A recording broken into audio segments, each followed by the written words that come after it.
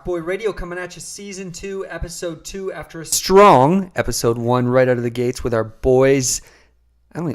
They're not really our boys, dude. I don't know. We just like them a lot. Boba Flex, Tommy Johnson, and Marty McCoy. We had some good feedback from episode 1. Appreciate those guys coming on. It is Barclay and Max coming at you. It's not Max anymore. Max is dead. Max is dead. Whoa. What do you mean Max is dead? Dude, probably 5 texts after the show came out. People crucifying the nickname, so we're going with Maxey. My full last name. Man. Wait, why? Like, you had friends actually spending the time after listening to the episode, texting you and saying, "We just don't like that Max thing, man. You got to change it." In those words, exactly. Why? Yes. What is wrong with Max? Dude, they're quality control people. I just think it had to go. So 1 episode, Max is dead. What happened to your old nickname? Rock? Motorhead? I think Rock. In the very first sunrise of RockBoy Radio, you were called Rock. That was a long time ago. Many episodes ago. Very, very long ago. We do have one of your quote-unquote boys to thank, and that is Dylan DeBlasi for his sick guitar intro that he did for our show. Intro and bridges into the interviews. Transitions, bridges, outros, intros. The man does it all, right? He does, dude. He's a killer. You guys, why don't you guys start a band, you and him? Like, he can play. We had some stuff recorded. I sent that to you before, didn't I? I might have flushed it. Dude, it was nasty. At least he was. I sung on him, so it was kind of meh. But, yeah. Man with a capital fucking M. Capital M-E-H. But it was interesting, dude. He could really rip. I wish he would join a real band, but so be it. Okay. Well, thanks for sharing that little bit of insight from Maxey's, whatever. That's a weird name, dude. I can't say that Maxey name. It's got weird connotations to it. That's I don't feel comfortable. But that's okay. Anyway, on episode 2 of season 2 today, we got a big one, man. Right out of the gates here. It's huge. And that guest is Mr. Shawn Drover. The skin man from Megadeth for how many years? 10 years? I want to say it was about 10 years, and I can't remember how many albums he did. 4 or 5 albums, yeah. That's a big deal in Megadeth, right? Sticking around for that amount of time? I think I read his stat, 3rd longest tenured member of all time in Megadeth. So, really? Yep. Behind Dave, of course, and? Behind Dave, both Daves. Dave Senior and Dave Jr. Yeah, no, it's a big deal, man, and we definitely give him props for that.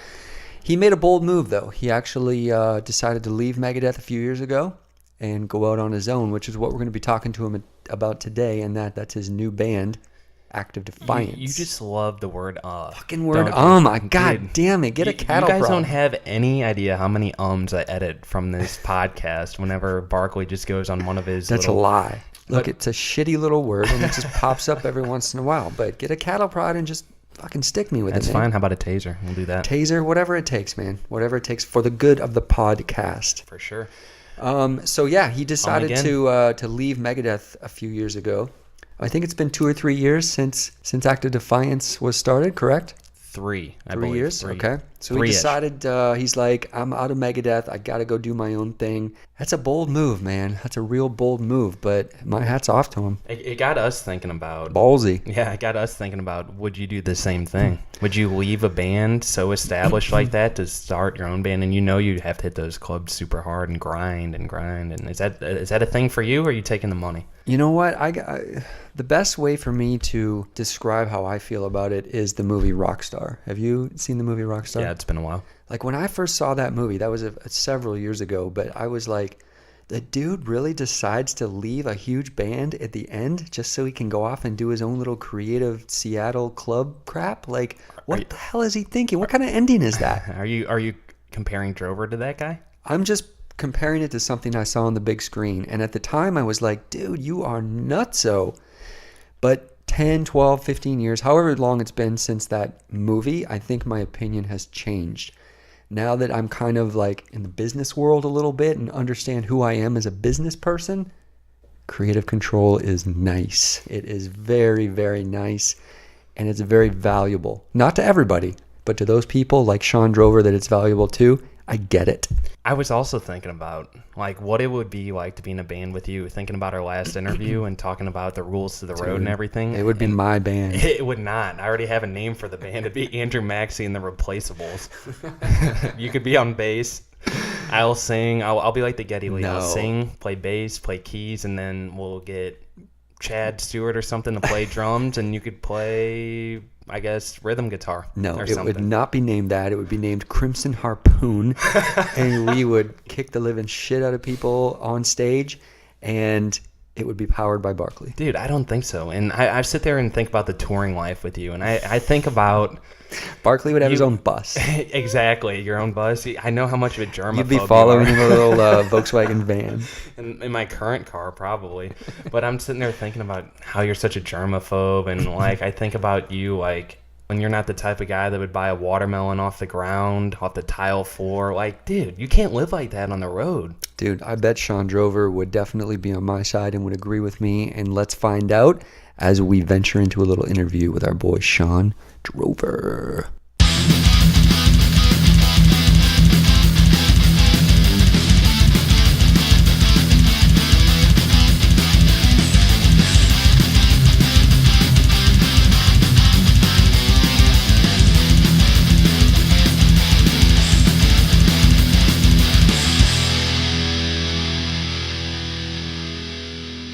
All right, so we got Barclay and Maxey from RockBoy Radio, and most people know him from being the drummer in Megadeth for 10 years, man. 10 years was a good stint with Megadeth.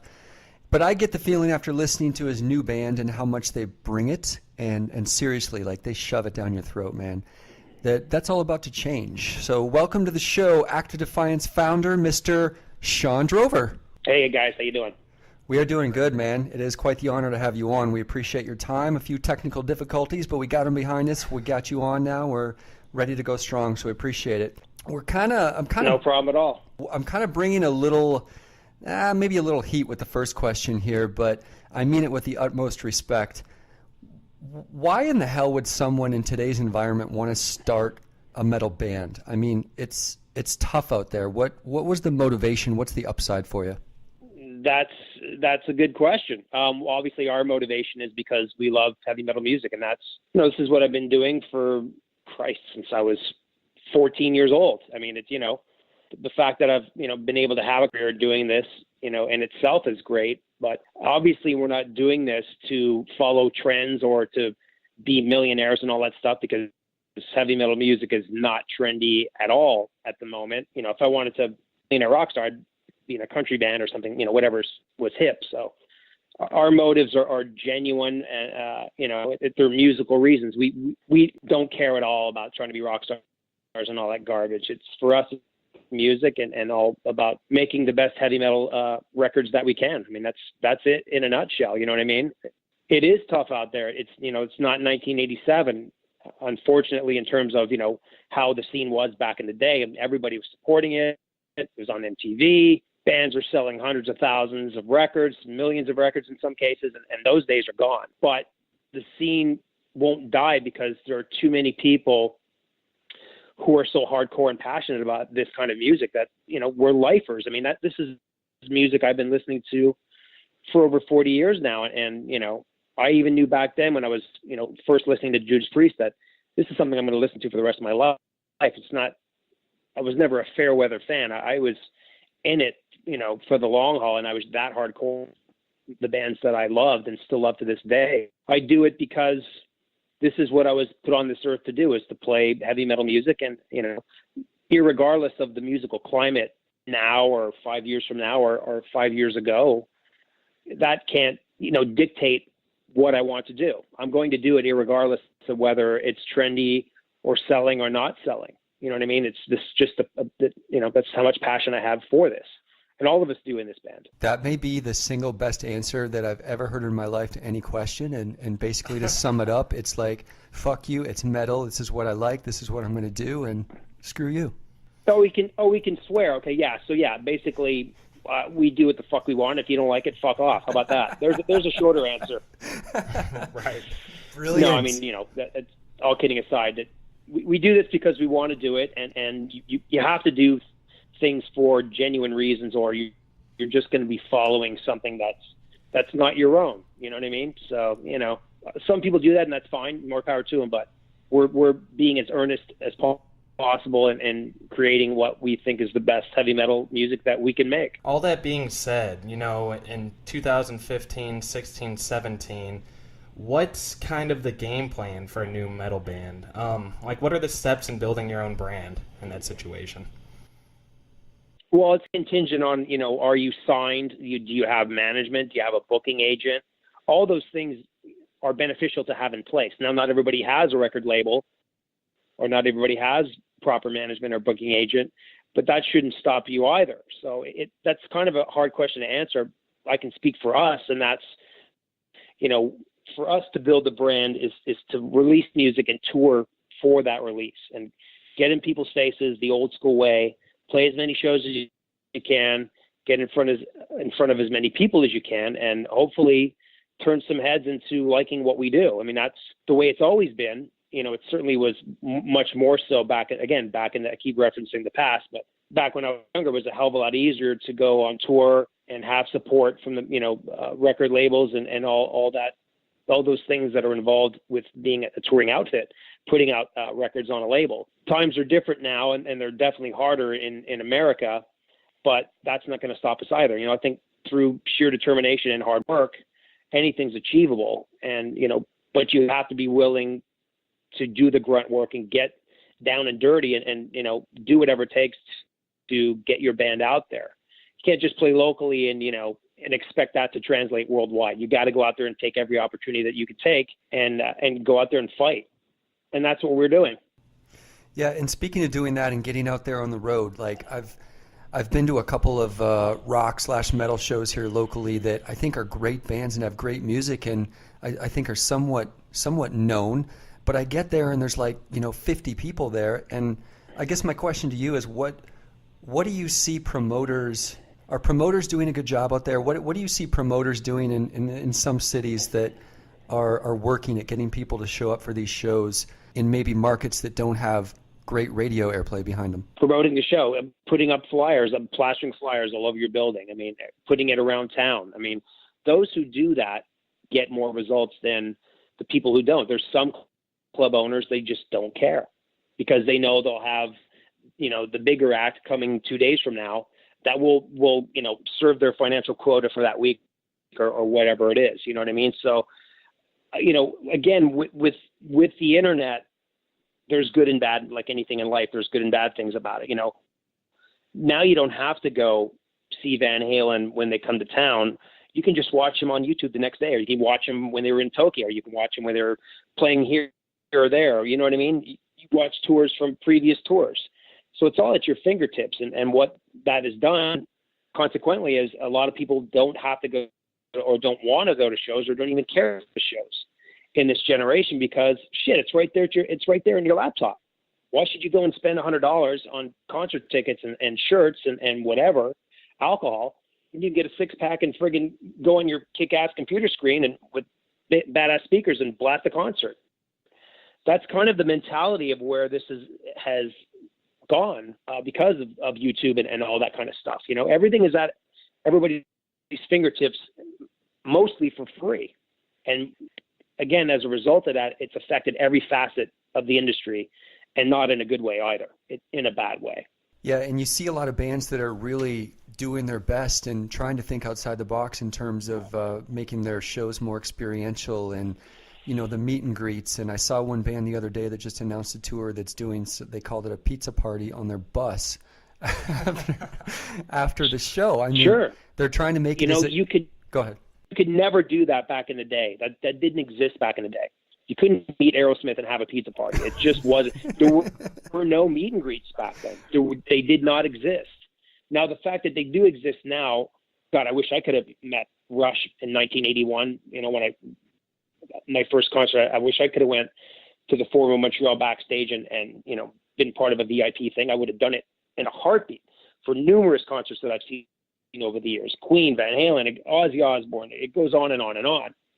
But that didn't exist back then. So that to me is a great thing. It enables fans to meet their heroes or meet bands that they love and respect. And that's a great thing. But it's almost come out of necessity at this point, certainly for a lot of bands, not all bands, but it generates income, doesn't it? Yeah. Yeah. They're not doing it for free. They're doing it, so bands are trying to find clever ways to supplement the income that they're getting for the shows. And again, I'm not talking for everybody. I'm not speaking about, Metallica, gargantuan bands like that. I'm talking about bands more on a street level, such as ourselves. You have to come up with ways to generate interest and essentially generate income to keep the wheels in motion. So you're not going home, in the red, owing 10 grand, 15 grand for whatever it is. You know what I mean? I'm just throwing out random numbers, but that's the way it is. And again, there's good things about it and there's things that aren't so great about it, but you do what you have to do to survive out there. And some bands are willing to do that. And some bands, they're just not. And those bands fall by the wayside. Yeah, and I actually love it. I love all the experiential meet and greet stuff. I mean, I'm scared to look at my bank account and see how much I've spent on that stuff in the last 2 or 3 years. I mean, it's a scary number, I'm sure. But are you guys getting on board that kind of meet and greet train? Are you guys doing stuff like that on the road? We did that on all four we did 4 tour legs in support of First Record, Birth and Burial. I think we played around 110 shows, or give or take, and almost every show that we were a part of, except the ones where we weren't, when we were in a support slot. It's a little more difficult because you have to, the headliner has to be cool with it and all that stuff. And sometimes we could do it and sometimes we couldn't. But by and large, yes, we did the whole VIP thing. We had different kinds of VIP things. You can watch I think one of the tour legs, you could, if you paid X amount of money, you got to watch sound check. So again, those are things that weren't even in the realm of possibility 30 years ago, in the 80s and stuff. But now it is, and I think that's a great thing. Again, I'm not trying to paint it in a negative light. I'm giving you, factual information here about how things are.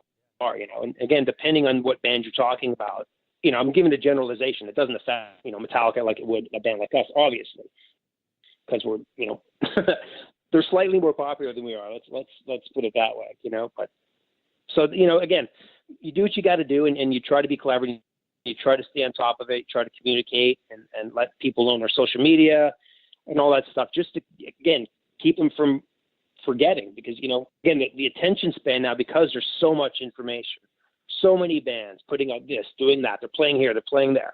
You got to keep in people's faces for them to remember that you're coming to town, in 2 weeks or whatever it is, So it's a lot of work. Right. So when you started Act of Defiance, obviously there's some kind of process for choosing a name for a new metal band. I mean, like at this point, all the Black Sabbaths and Judas Priest of the world are kind of taken, obviously. Like, how tough was it to come up with a name, and why did you guys settle on Act of Defiance?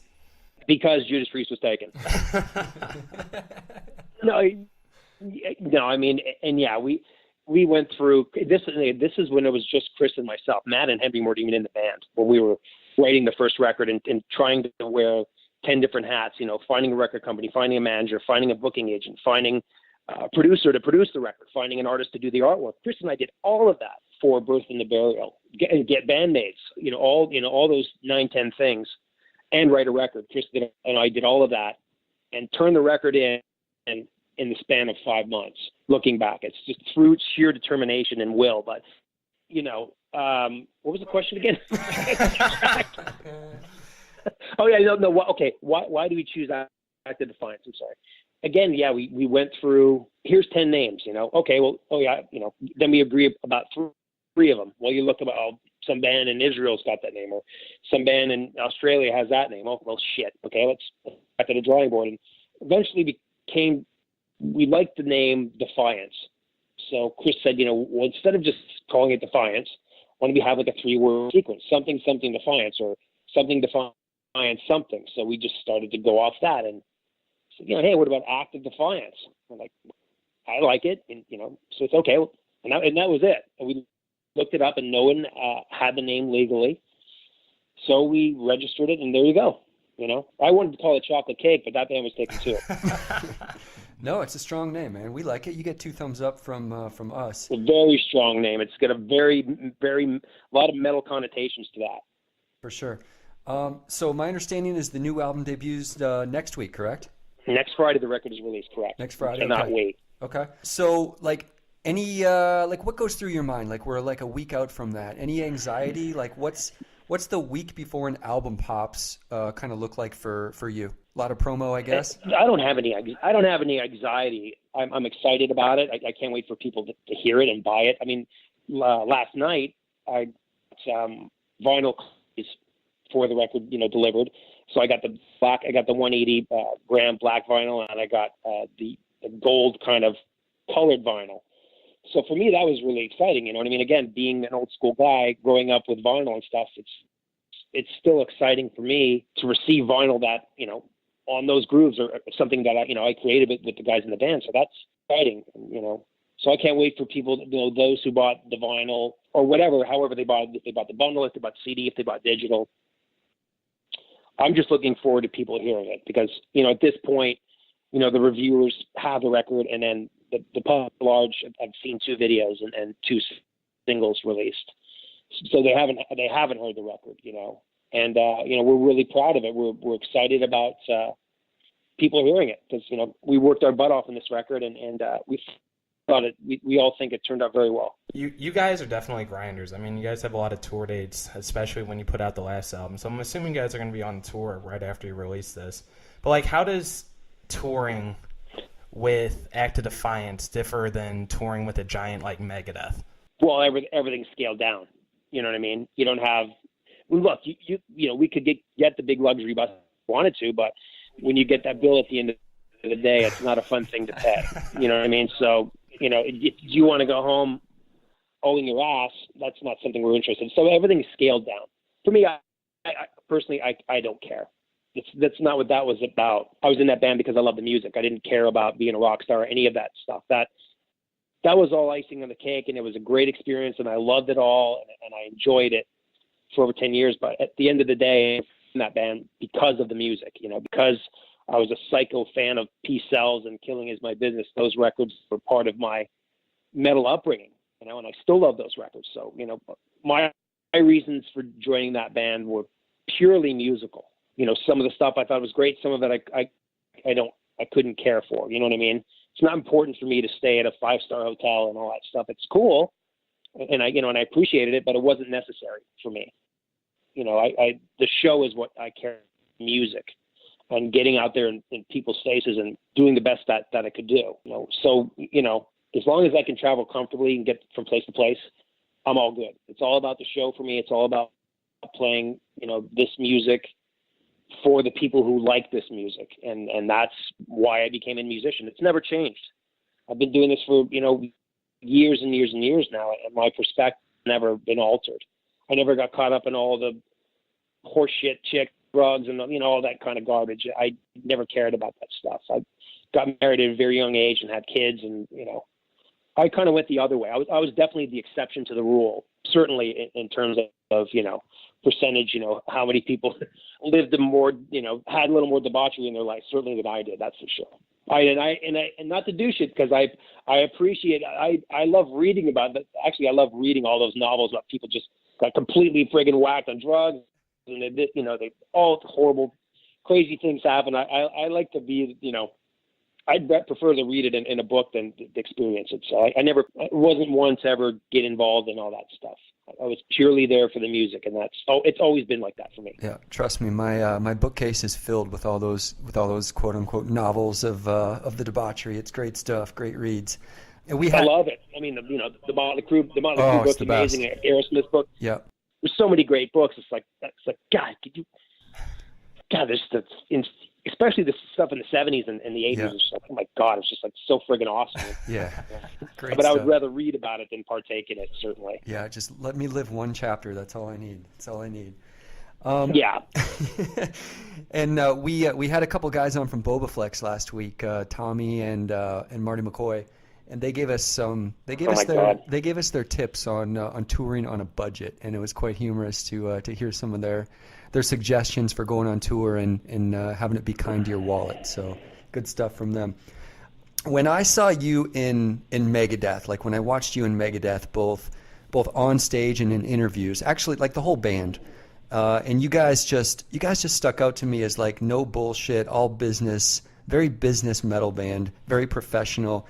And when I listen to your interviews nowadays, I kind of I get the same vibe. Is that accurate, and is that something you learned in Megadeth, or is that just you, just professional business, straight ahead and do it?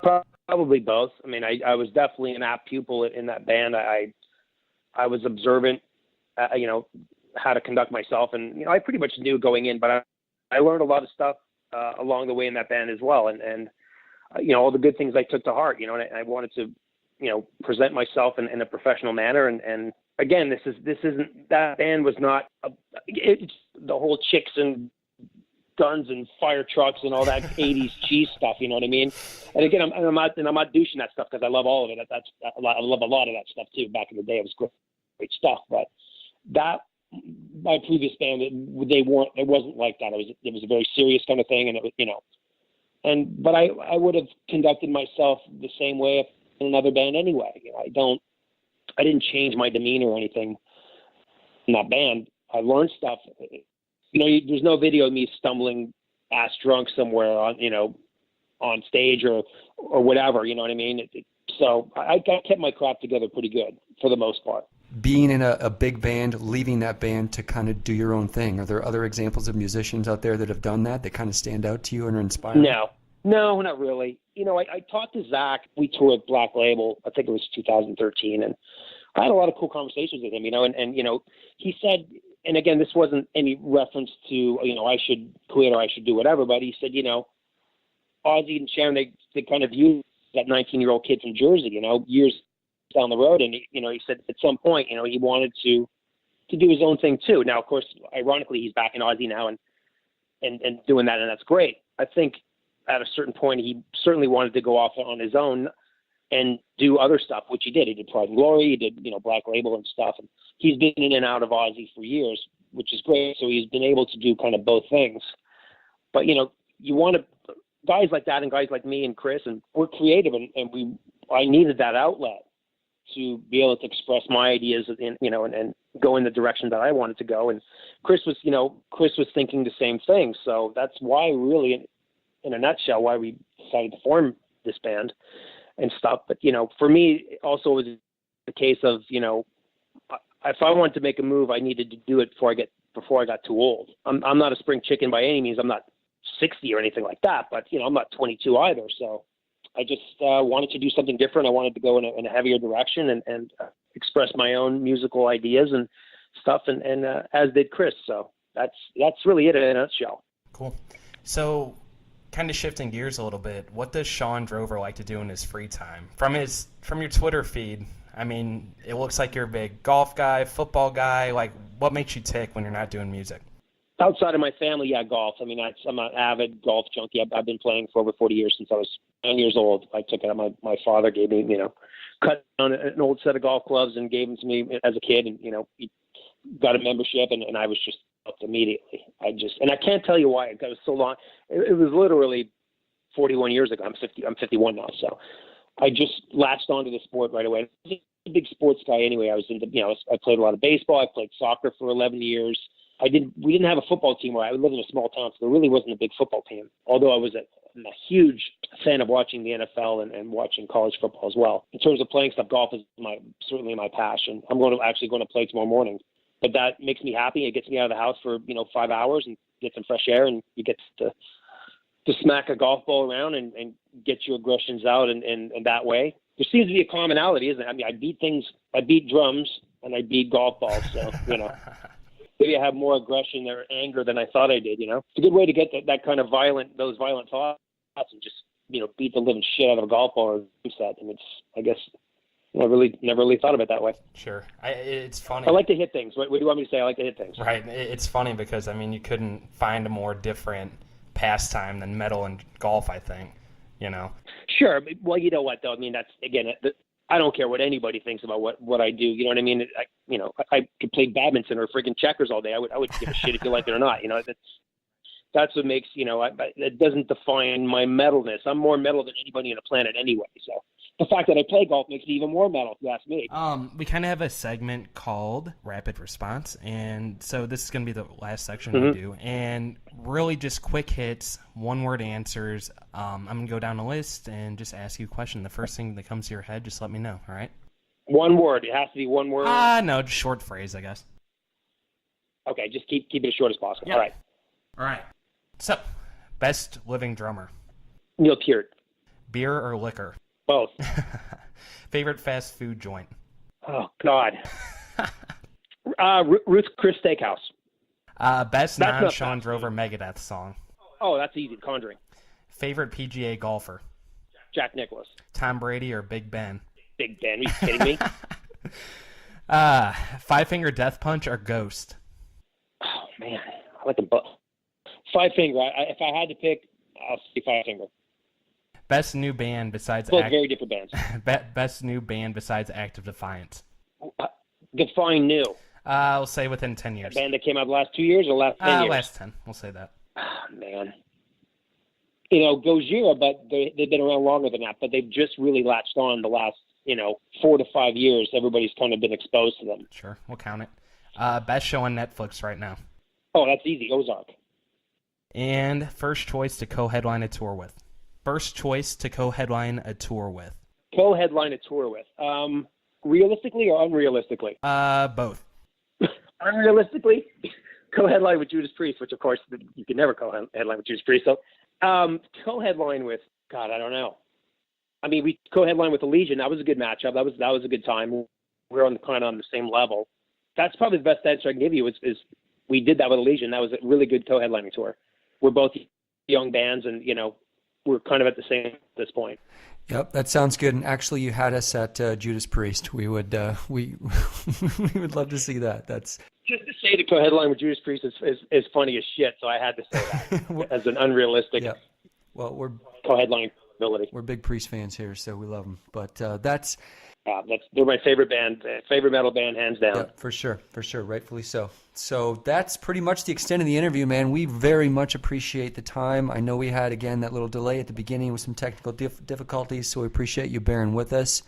And, dude, we just think the world of you, man. Very professional and awesome musician for sure. So we wish you the best of luck with Act of Defiance and appreciate the time. Great. Thanks, guys. Have a good day. Yep, you too. Thanks, Take care. And there you have it. Act of Defiance skin man, drummer, golfer, really jack of all trades, Mr. Shawn Drover. Thanks again for joining us for episode number 2 of season 2 of the RockBoy Radio podcast.